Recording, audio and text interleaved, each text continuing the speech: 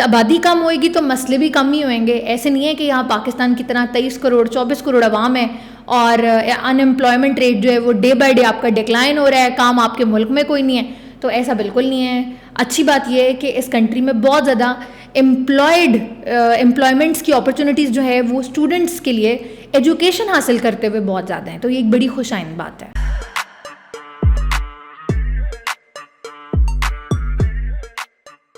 अस्सलाम वालेकुम viewers, warmly welcome in WSL consultants YouTube channel और मैं हूं आपके साथ और कोई नहीं, अलीना मुजफ्फर। आज के हमारे जो वीडियो है ये बहुत इंटरेस्टिंग होने वाली है क्योंकि हम बात करने जा रहे हैं जी यूरोप की एक ऐसी कंट्री के बारे में जिसका नाम तो शायद मेरे लिए भी बड़ा नया सा था, लेकिन इसका शुमार जो है वो यूरोप की रिचेस्ट कंट्री में होता है और अगर इसे दुनिया की छोटी कंट्री भी कहें तो गलत नहीं होगा। तो मैं बात कर रही हूँ जी यूरोप की कंट्री लग्जमबर्ग के बारे में।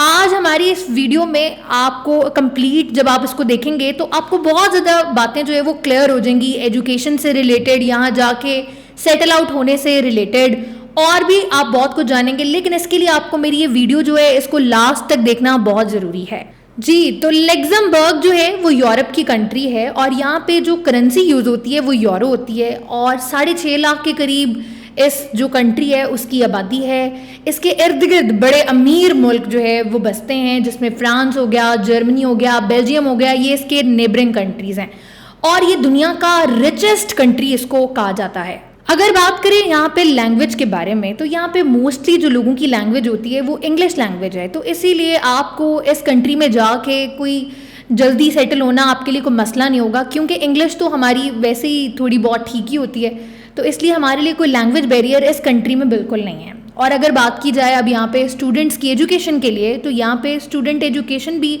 बड़ा आसान है और आप पब्लिक एजुकेशन बड़ी आसानी से इस कंट्री में जाके हासिल कर सकते हैं, जैसे कि यहाँ के मकामी लोग जो है वो हासिल कर रहे हैं।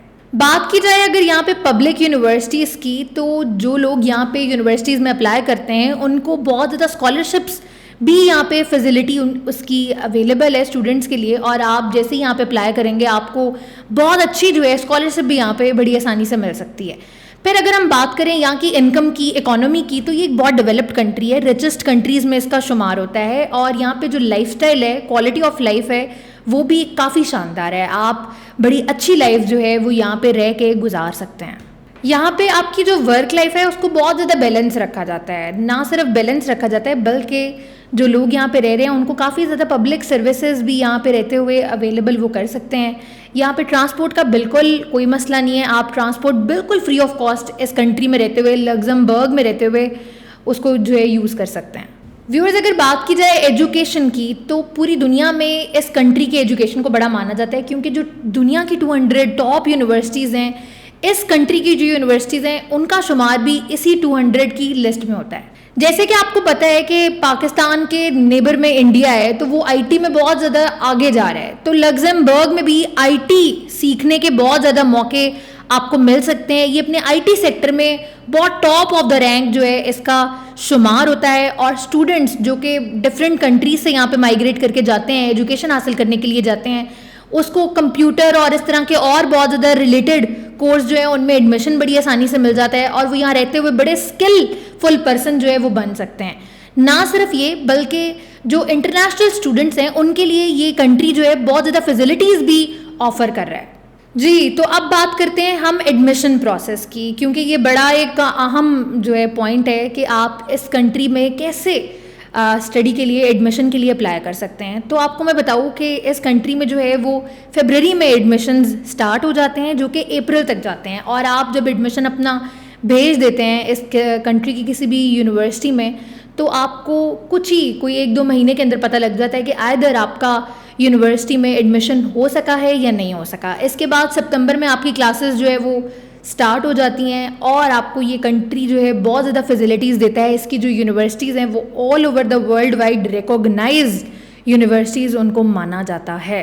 एक बात मैं आपको और कर दूँ यहाँ पे क्लियर कि WSL कंसल्टेंट्स जो है वो किसी भी तरह का इस कंट्री का जो है वो एडमिशन प्रोसेस उसमें आपकी कोई हेल्प आउट नहीं कर सकता, लेकिन ये सिर्फ आपको एक जनरल नॉलेज देने के लिए कंट्री के बारे में नॉलेज प्रोवाइड कर रहे हैं हम इस वीडियो के ज़रिए, ताकि आपको पता लगे कि दुनिया में सिर्फ चंद कंट्रीज़ नहीं है कि अगर हमारा कनाडा का वीज़ा नहीं लग रहा, ऑस्ट्रेलिया का वीज़ा नहीं लग रहा, तो हम कहीं दुनिया में जो है जाके सेटल नहीं हो सकते। भाई हम बड़ी दुनिया की अमीर तरीन कंट्री है ये लग्जमबर्ग, और दुनिया के अमीर मुल्कों में इसका शुमार होता है। हम यहाँ जाके भी आराम से जो है वो सेटल हो सकते हैं। तो ये खुशखबरी वाली बात है आपके लिए।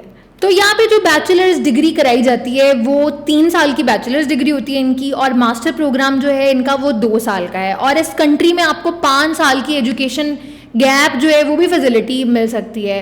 लेकिन आपने इस 5 साल का गैप जो आपने लिया है उसके बाद आप फर्दर अपनी अगर एजुकेशन कंटिन्यू कर रहे हैं तो आपने भाई कंट्री वालों को बताना है, यहाँ के गवर्नमेंट को इस बात पे कायल करना है आपने कि कहाँ थे आप 5 साल, क्या करते रहे, आपकी क्या एक्टिविटीज़ 3-5 सालों में। और अगर आप बताने में उनको जो है आगाह करने में और उनको कायल करने में कामयाब हो जाते हैं कि आप इन 5 सालों में कोई क्रिएटिव काम ही करते रहें, तो आप अपनी एजुकेशन दोबारा से भी 5 साल का गैप लेके भी दोबारा शुरू कर सकते हैं।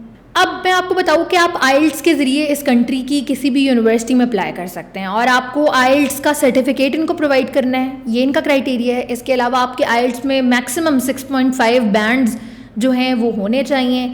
और ये मुल्क इसलिए आप लोगों के लिए ज़्यादा फ़ायदेमंद है और आप जाकर यहाँ पे एज अ स्टूडेंट बड़ी आसानी से सेटल हो सकते हैं, क्योंकि भाई ये हाईएस्ट पेड जो है कंट्री है और आपको आपकी डिमांड से भी ज़्यादा या आपकी ख्वाहिशात से भी ज़्यादा आपको पे कर है। तो ये एक बड़ी वैल्यूएबल बात है, क्योंकि हर बंदा चाहता है कि वो ज़्यादा से ज़्यादा जो है वो अर्निंग करे। तो ये कंट्री आपको ऐसी फैसिलिटी दे रहा है कि आप यहाँ पे जाएँ, कोई छोटी मोटी भी अगर आप जॉब करें तो आपको पैसे उसके बहुत ज़्यादा जो है वो मिल रहे हैं। तो ये हाईएस्ट पेड कंट्री इसे कह सकते हैं हम।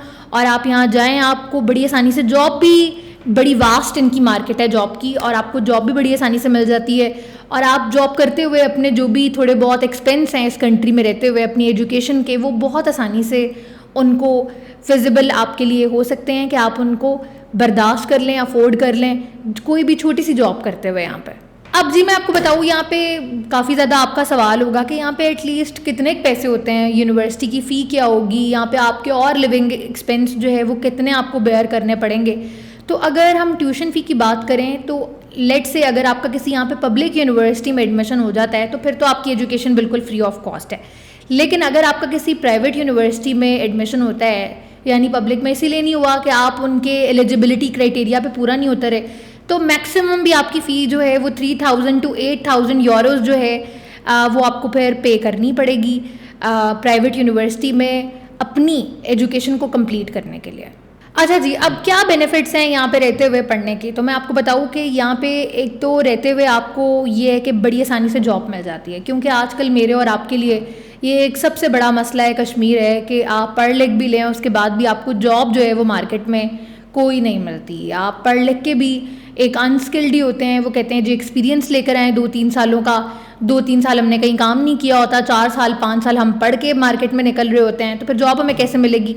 तो यहाँ पे अनएम्प्लॉयमेंट रेट जो है वो बड़ा कम है, आप पढ़ते हुए ही किसी भी तरह की जॉब यहाँ पे कर सकते हैं, क्योंकि 6.5 लाख की आबादी का ये मुल्क है। तो यहाँ पे क्राइम रेट भी बड़ा कम है और बड़ा अच्छा हंसता बसता सा माहौल है इस कंट्री का। इसके अलावा एक ये बात भी है कि यहाँ पे जो यूनिवर्सिटीज़ हैं वो आपको स्कॉलरशिप्स भी 2-3 तरह की ऑफ़र करती हैं। एक तो वो स्कॉलरशिप है जो आपको यूनिवर्सिटी ऑफ़र करती है, एक वो स्कॉलरशिप है यहाँ पे जो कि यहाँ की गवर्नमेंट आपको ऑफ़र करती है। इसके अलावा आपको एक स्टाइपेंड भी मिलता है जो कि 500 to 1000 यूरोज़ तक पर मंथ एक स्टाइपेंड है, जो अगर आपको मिल रहा हो तो आपको काम करने की भी कोई ज़रूरत नहीं है, आप वही स्टाइपेंड लें, अपनी यूनिवर्सिटी की फ़ी या बाकी आपके जो लिविंग एक्सपेंस हैं उनको इसी पैसों से आप बड़ी अच्छी तरह, बड़ी किफ़ायत शारी के साथ आप सर्व करके गुजार सकते हैं।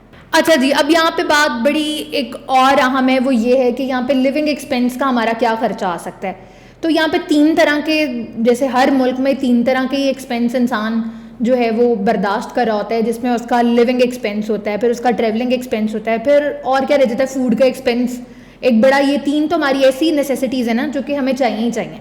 तो यहाँ पे ये है कि ट्रैवल का मैंने आपको पहले बता दिया है कि बड़ा फ़ायदा है यहाँ पे। पब्लिक ट्रांसपोर्ट जो है वो आपको हर तरह के लिए फ्री है, लेकिन ऑब्वियसली अगर आपने कोई लग्जरी अपनी ट्रैवलिंग करनी है आपने, तो उसके लिए आपको एक्सपेंस बेयर करना पड़ेगा। उसके अलावा फिर आपको अगर रेंट पे यहाँ पे कोई अपार्टमेंट लेना है, कोई हॉस्टल लेना है यहाँ पे, तो उसके भी एक्सपेंस बड़े एक नॉमिनल्स हैं, वो अफोर्ड करने पड़ेंगे आपको, वो बेयर करने पड़ेंगे।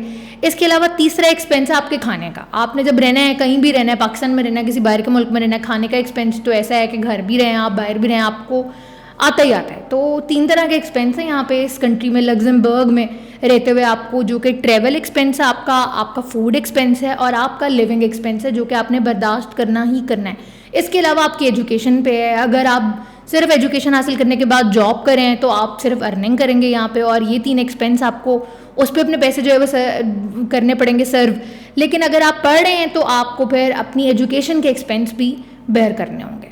और क्या क्या डॉक्यूमेंट्स रिक्वायर होते हैं इस कंट्री में अप्लाई करने के लिए, तो एक तो आपको आइल्स का सर्टिफिकेट इनको प्रोवाइड करना है, उसके बाद आपको हेल्थ सर्टिफिकेट इनको देना है, उसके बाद आपको ट्रांसक्रिप्ट अपनी जो भी एजुकेशन आपने हासिल की है इनिशियल, उसके ट्रांसक्रिप्ट्स जो है वो इनको आपको देना पड़ेगा। फिर आपको अपनी पिक्चर इनको जो है वो देनी पड़ेगी पासपोर्ट साइज़। वीज़े के हवाले से देखें तो यहाँ पर आपको एक्सेप्टेंस लेटर भी चाहिए अप्लाई करने के लिए। इन डॉक्यूमेंट्स के अलावा आपको PCC यानी कि पुलिस सर्टिफिकेट, क्लियरेंस सर्टिफिकेट भी चाहिए अप्लाई करने के लिए इस कंट्री में। फिर अगर बात करें वीज़े के लिए कि आपको वीज़े के लिए किस तरह की स्टेटमेंट्स चाहिए, तो आपको 1 ईयर का एक्सपेंस इनको शो करना होगा कि आप 1 साल अगर यहाँ पे रहते हैं तो आपकी बैंक स्टेटमेंट ये शो करे कि 1 साल के एक्सपेंस आप बड़ी आसानी से बेयर कर सकते हैं। इसके अलावा आपको फिर उधर ऑब्वियसली रहने के लिए लिविंग एक्सपेंस भी शो जो है वो करने पड़ेंगे। और यहाँ से पाकिस्तान से या किसी भी और कंट्री से अगर आप जा रहे हैं वर्ल्ड वाइडली, UAE से जा रहे हैं, किसी भी और सऊदी किसी कंट्री से जा रहे हैं, तो आपने यहाँ पे एडवांस अपनी बुकिंग भी करानी है रिगार्डिंग योर कोई भी अपार्टमेंट हो, कोई भी शेयरिंग हॉस्टल, वहाँ पे जो भी आपको अवेलेबल है अपॉर्चुनिटी, आप उसको अवेल कर सकते हैं जाने से पहले। तो सारी इन्फॉर्मेशन मैंने आपको लग्जमबर्ग के हवाले से इस वीडियो में प्रोवाइड की है। अगर आपका अभी भी कोई क्वेश्चन रिमेनिंग है, शायद जो मेरे माइंड में नहीं आया आपके माइंड में है, तो आप बिला झिझक हमारी वेबसाइट उसको विज़िट कर सकते हैं। मेरी वीडियो को लाइक, सब्सक्राइब हमारे चैनल को ज़रूर करें, और आप कमेंट बॉक्स में जो कि नीचे बना हुआ है वीडियो के, आप उसमें अपना कमेंट भी हमें कर सकते हैं, या किसी भी तरह की अगर आपकी कोई क्यूरी है तो वो भी बता सकते हैं। मेरी पूरी कोशिश होगी कि आपके तमाम सवालात हम तक ज़रूर पहुँचें और हम फिर आपके मुताबिक उसका जवाब भी आपको ज़रूर दें। और ऐसी अगर आपने मेरी और भी वीडियोस देखनी है और आपको ये मेरी वीडियो पसंद आई है तो आपने बताना ज़रूर है, ताकि मैं भी इनकरेज हूँ और मैं आपके लिए और वीडियोस इस तरह की बनाती रहूँ। और हमारे चैनल को ज़रूर सब्सक्राइब करना है। अगली वीडियो तक के लिए मुझे दें इजाज़त। अल्लाह हाफ़िज़।